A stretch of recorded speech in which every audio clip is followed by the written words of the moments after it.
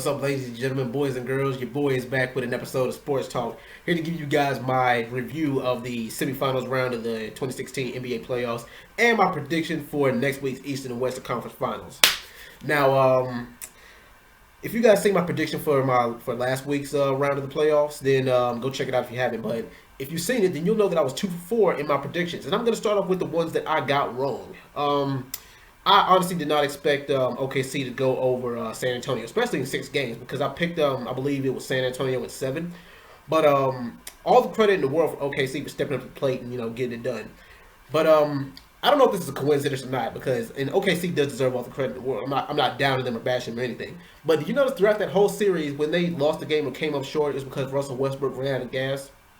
And you notice whenever they won a game, it's because the defense stepped up. Kevin Durant got a lot of rebounds, and he put up a lot of points on offense. I believe Kevin Durant got a triple double every time they won. I don't know if that's a coincidence or not. But you guys can feel free to correct me if I'm wrong. Now, it's a daggone shame to see a team like San Antonio go out the way they did. I mean, because hell, if anything, everybody expected them to be in the West Conference Finals against Golden State. But yeah, I don't know if you can use. Everybody's gonna be using this excuse like the team starting to get too old. It's an aging team, which is kind of not the case because I mean, come on, you got Kawhi Leonard, probably one of the top 10 players in the league. You got Boris Diaw, you got Danny Green, and people say that San Antonio is probably the most complete team in the league, the most all-around complete team. And I mean, I gotta agree with that. I mean, come on, they got the best bench in the league, and they're good. They're known for putting up tremendous points too. But the best quality about San Antonio is their defense, and OKC somehow got past that. Well, like I said, it's because Kevin Durant stepped up. But can they do it against Golden State? But I'll get to that in a minute. Now, also, I didn't expect the Toronto Raptors to go over. I expected a full 7-game series, but I honestly did not expect the Heat to lose to Toronto. And I noticed this in the series also. Every time that every time the Heat won a game, they seemed to get weaker. It seems like as the series carried on, the Toronto Raptors, they got stronger, and that's how it's. If you're gonna drag out a 7-game series, that's how it's supposed to be. You're supposed to get stronger. The other team's supposed to get weaker. You're supposed to learn from every loss. And the fact that most of the starter players were injured for the Miami Heat, and poor Dwayne Wade. That man played his heart out. I think even he was partially injured. I think he was even playing injured, but it's just a damn shame. I think that in the off season that they're gonna clean house. The whole Miami Heat staff is gonna clean house, and I think they're gonna sign Wade on for his contract is out, but I think they're gonna probably sign him for another 3 more years. I think he's got another 3 more years left in the NBA anyway. What is he? He's 34, so yeah, I think he's gonna be retired the next 3 years, maybe 4, but we'll see. Now, let's see, Golden State versus the Portland Trailblazers. Now, to me, the Portland Trailblazers should have even been there anyway. I personally thought it should have been them versus the Clippers. But of course, we saw what injuries did to the Clippers. But yeah, I was right when I predicted Golden State to go over them. I said in 5 or 6 or whatever. But yeah, anyway, regardless, I was right. It wasn't a 7-game series, and hell, they didn't even need Steph. I'm not gonna say they didn't need him, but they did good without him. And I see that the defense has improved too because Golden State is mostly a run and gun type of team. They're not really known for defensive play style. But yeah, they're known for run and gun. And hell, I'll be damned if it didn't work for them with or without Steph. And Andre Iguodala and Draymond Green. Draymond Green, I tell you, next year is gonna be that guy's year. It's gonna be his year next year. I mean, like because he's already submitted himself as probably at least one of the top 25 players in the league. But I think he's gonna bump his way up to top 10 next year. But yeah, it's too bad for Portland. Portland, they fought. They did not lay down. They really did fight. Well, except in the last game where a lot of people felt that they laid down. But well, tough luck for them. But I don't know. They're just missing a piece of the puzzle. But I mean, we'll see what's going on with them.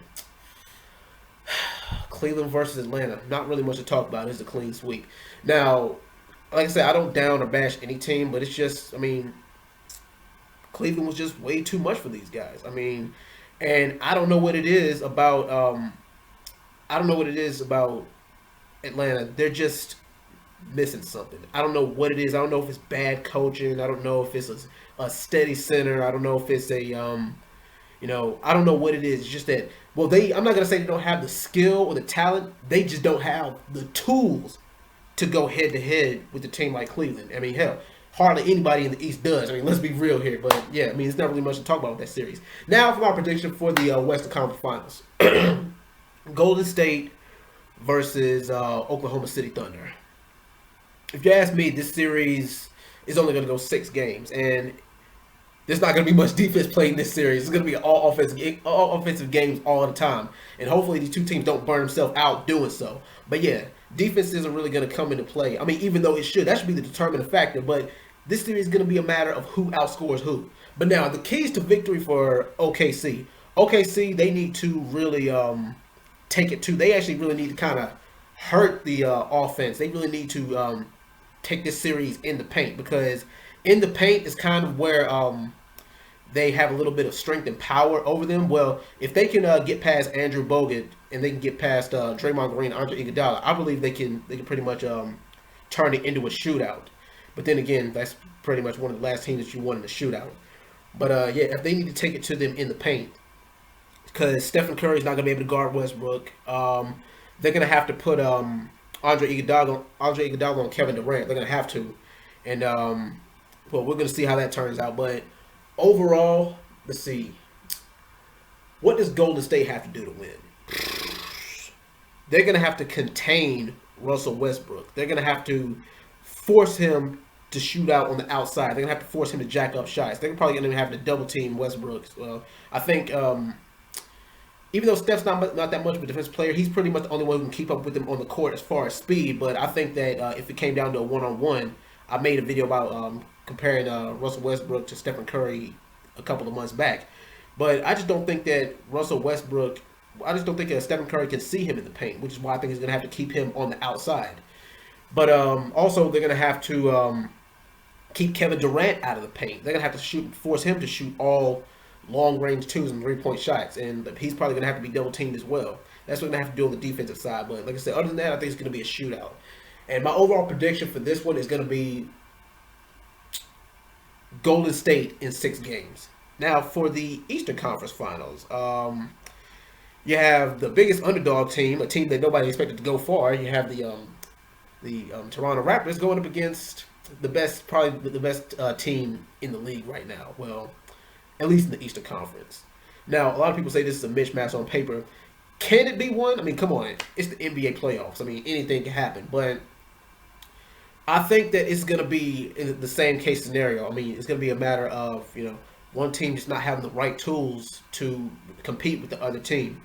Now, my overall prediction, there's not really too much to compare, because it seems like everything that every weapon that Toronto possibly has, Cleveland has an answer for it in the form of LeBron and Kyrie Irving and Kevin Love. Hell, even their bench, even Iman Shumpert and stuff, they have everything they do, they have an answer for it. So I don't think this series is going to go more than 6 games, but I'm going to be generous. A lot of people say this is going to be a clean sweep, but I'm going to be generous. I think that Toronto may possibly steal 1 game at home, but that's about it. I'm calling it right now.